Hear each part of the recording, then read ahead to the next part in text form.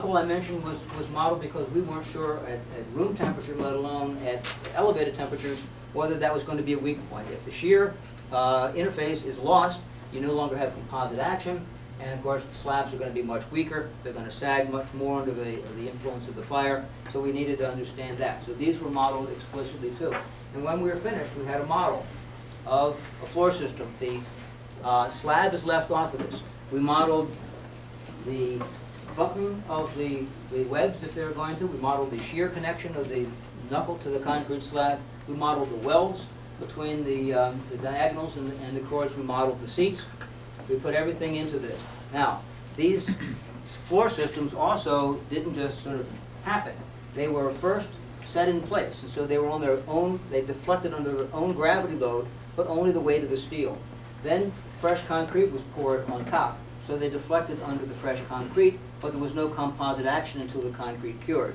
After the concrete cured, service loads were imposed, desks, furnishings, and what have you, so they deflected more, and eventually the influence of the thermal environment, in this case, a ramp up to 700 degrees, was applied to these. So when I show this movie, you'll see all of those sequences of construction modeled in this analysis. So those first three things that you see there as it moved down were the construction sequence. And at this point, it's being subjected to heat. The colors in here don't show the heat. They show the magnitude of I guess, the stress.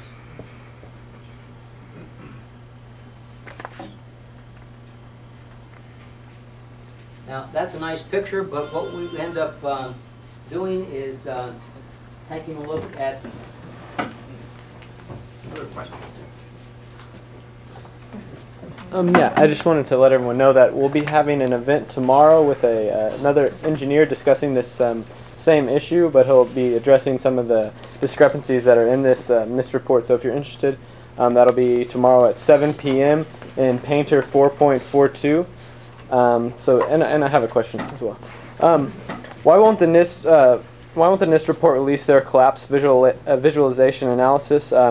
Why didn't the NIST report discuss how one might balance Why don't you ask a technical question? Well, I'll be happy to answer it. I am asking a technical question. Hold on. Let's do one at a time anyway.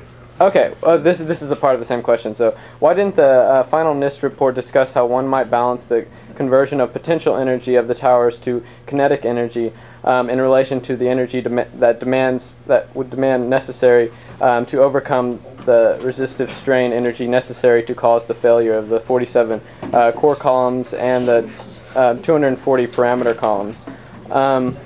Yes. We were charged with finding out the cause of the collapse, and we found what happened. I think we've scientifically demonstrated what was required to initiate the collapse. Once the collapse initiated, the video evidence is rather clear. It was not stopped by the floors below, so there was no calculation that we did to demonstrate that, what is clear from the videos.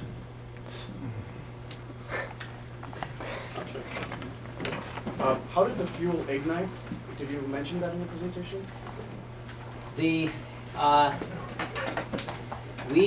analysis that we do produces the conditions that are right for ignition without a source of ignition. Okay? In other words, when you run an FDS model, you presume that there's a source of ignition. There's no big surprise when there's the hot burning jet fuel that there's a source of ignition for the jet A. Okay? The jet fuel acted somewhat like a lighter fluid in a charcoal grill. It saturated the contents of the building. It burned off rather quickly in about 20 minutes, about 7 minutes. But in the meantime, it ignited the combustibles on the floors. And from that point on, the analysis predicts the growth when the conditions are right for flashover. Thank you. Great. Can you describe the construction of the floor? Construction of? I'm curious about the pool of molten steel that was found in the bottom of the towers. I am too. And Please tell me about it. Have you seen it? Well, not personally, but eyewitnesses there found huge pools of molten steel beneath the towers, and some scientists don't think that the collapse of the building could have melted all that steel. And physics professor analyzed some of the steel, and Stephen Jones, and he found evidence of thermate residue, which would explain how the buildings collapsed by means of pre-planted explosives. So, have you analyzed the steel for any of those residues? First of all, let's go back to your basic premise that there was a pool of molten steel. I know of absolutely nobody, and no eyewitness who said so, nobody who's produced it. I was on the site, I was on the steel yards, so I don't know that that's so. There's video of it. Melted around 2,600 degrees Fahrenheit. I think it's probably pretty difficult to get that kind of temperatures in a fire. So I don't know the basis. I can't address your question if I don't know the basis. Well, NASA pictures, thermal images showed those sorts of temperatures in the basement. Would you send them to me? Okay. John, let me break in. There's clearly an opposing viewpoint here, but I prefer that not to dominate. For those of you interested, there's a sheet of questions here that they're asking if you want to see them. But I believe you all have a presentation. It's tomorrow or Thursday, so I'd invite anyone who's interested to go there. So certainly want to respect those opposing viewpoints, but I prefer not to get into a major debate on those issues. Well, this is Isn't that what this is about? What are questions for? Pardon me? What are questions for? Well, Are we okay, supposed to one more question things? Okay, one more question. I would like to echo a frequently asked question on the NIST.com website regarding World Trade Center 7, in that the report on World Trade Center 7 5 years after collapse has not been released by NIST. And in the fact that the tower collapsed in approximately 6.6 seconds and free fall in a vacuum would be approximately 6 seconds, why is a controlled demolition hypothesis being examined for World Trade Center 7? We are looking at it.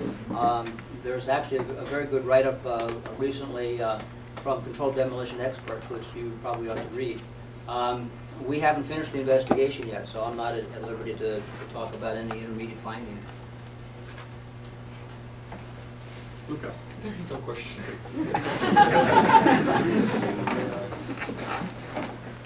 You showed us results of a fire analysis that produced temperature distributions. Yes. Did you use those temperature distributions as loads for the structural assembly? Temperatures were temperatures of the hot gas from the FDS. Those were used as input to a thermal analysis done by a program called ANSYS, modeling the steel and the insulation, and where the insulation was not present. So we used the time history of the hot gases as input to the thermal analysis to predict the temperatures in the steel and the concrete. So that was a purely thermal or thermostructural analysis? That was purely thermal. They were uncoupled. Okay. And then the temperature distributions that you got out of the thermal analysis, were they used subsequently? They were to used as predict input to the structural analyses, include both the thermal expansion and restraint of thermal expansion, and the weakening of the properties, including the creep. So that was classical kind of thermoelasticity, is that correct, for the thermal? In other words, you had dependence of the strains of the stresses on temperature, but not vice versa. Yes, they were uncoupled. Other questions? Considering that the event that occurred was like a catastrophic overload, which is not generally a structure not generally designed for, what did, in your opinion, did the structure perform as well, better, or less than expected? I mean, I know this is a very hypothetical question, but Well, I think we've come out and said that the building performed well when you consider that the wingspan of a 767 is about 157 feet. The building is 208 feet across.